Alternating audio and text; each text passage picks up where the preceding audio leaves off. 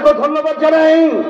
এখন ইসলামের পক্ষে, মানবতার কল্যাণের পক্ষে এই ফসল ঘরে উঠে নেওয়ার জন্য আমাদের বিরামহীন ভাবে আমার ভাইদের কাছে, আমার মা বোনদের কাছে এক একজনের প্রয়োজন হলে 100 ভাই আমার মা বোনদেরকে দেশ প্রেমিকদের পক্ষে, ইসলাম প্রেমিকদের পক্ষে, মানবতার প্রেমিকদের পক্ষে আমরা দাওয়াত দেব, তাদেরকে নিয়ে আসবো। 53 বছর দেখেছি, বিএনপি দেখেছি, আওয়ামী লীগ দেখেছি, জাতীয় পার্টি দেখেছি, কিন্তু ইসলাম আমরা দেখি নাই।